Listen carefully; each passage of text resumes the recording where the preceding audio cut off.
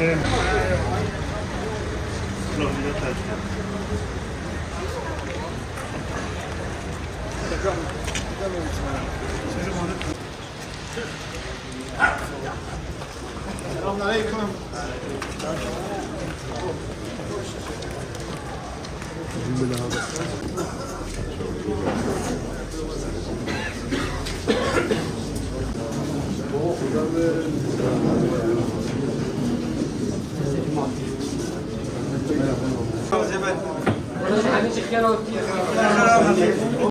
Bismillahirrahmanirrahim. ولا تستوي الحسنة ولا السيئة ادفع بالتي هي أحسن فإذا الذي بينك وبينه عداوة كأنه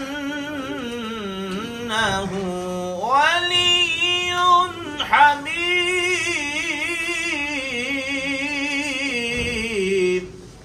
چشمه ام مدنی بینه، ام زنگی بینه، خندا بینه، هر تشت من مکمله، اما ام نبینه انسانیک باش، ام نبینه جیرانیک باش، ام نبینه مسلمانیک باش. بجا لازمه یعنی مسلمان ام همین درد دینه. ام چرا درد ما چیه؟ درد ما لازمه نه مال دنیا بد، نه مقام و مزناتی بد. درد ما براتی ما، درد ما اتفاق ما. حتی اب نبیجی حیات خودم نبی انسان. او مال چقدر مال هبد خودم که خوشی پی نبینی. ام لذت چی نبینی؟ لذت آمازن همی حضوره براتیه. هب جنجه خوب گوی خواهد ما. بجد بلا خشم بکن. شیرت اسبحی ما بکن. منا برد نکن. ما تحریک نکن. هین باب منین، سیدای منین، مظلم منین. لازم هین واشیرتان ببی ارنش مرا نمونه. مکتب دا لازم محل ببی نمونه. گفت دا ملا ببی نمونه. محل دا رسمی ببی نمونه. ام همی ببین ارنه که قنجی و خیره ابزاروک میراث نه و یعنی براین هجایی. میراث نه و ام ملک و مالی زاروی خرابیلی. میراث نه و ام پراشاره بیلی. میراث نه و ام آپارتمانش خرابیلی. و پیغمبر خودی گفتی میراث ان مهم ادب و تربیه و خندن آوانه. من این همیشه بخیراتی، سرسره ماهاتی، این رحصوش بیاتی بدم گلیک تشکرش هوا جد. بوش هوا هر دو مالن، هوا ابره ها دایم ابره ها تازه. و جا بلا هم همی تک داشتی، والله امت زمان گلیک پیز دارن. گلیک ام هر انسان گت هنداخته ده، قنجیش مبهم بگی ام نبی یک خرابیه. و جا قاسه ام یک خرابیه ساته که و یک قنجه نینه.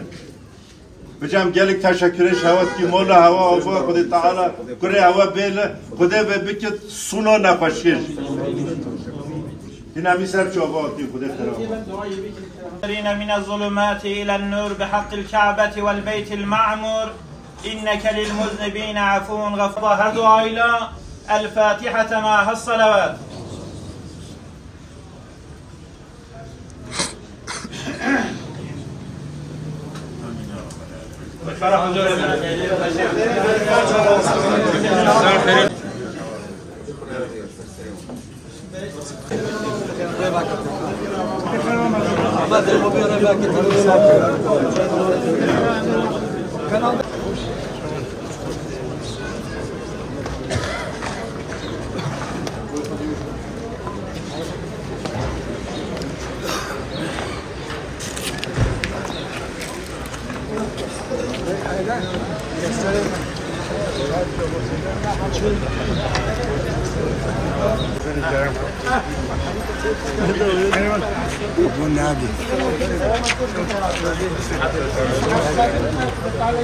Bugün çok hayırlı bir iş için bir araya geldik.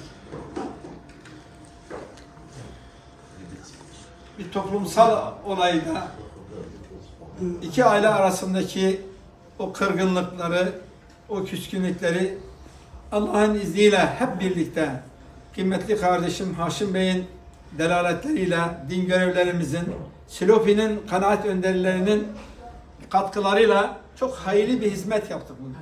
Bu iki aileyi bir araya getirdik, barıştırdık. Bir kardeşlik ortamı, birlikte yaşamanın huzuru içerisinde onları bir araya getirdik. İnsanlar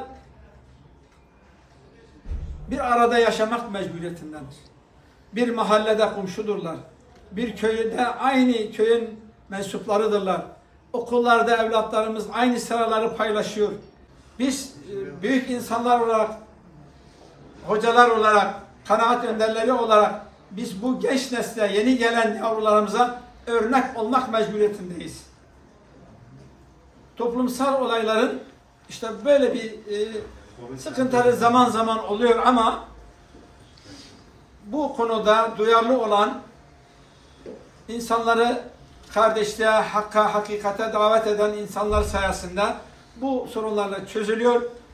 Bizim Cenab-ı Hak'tan temennimiz bir daha böyle bir tatsız olayı insanlarımıza, ülkemize yaşatmamasıdır. Hasbelkader böyle bir olay olduğunda da bu konuları çözecek, bu meselelerin üzerine gidecek, insanları bir daha kardeş yapmak üzere onları bir araya getirip onların gönüllerindeki o kini, nefreti çıkarıp yerine sevgi, barışı, kardeşliği tesis eden kadroların olmasını da Cenab-ı Hak'tan diliyoruz. Teşekkür ederim.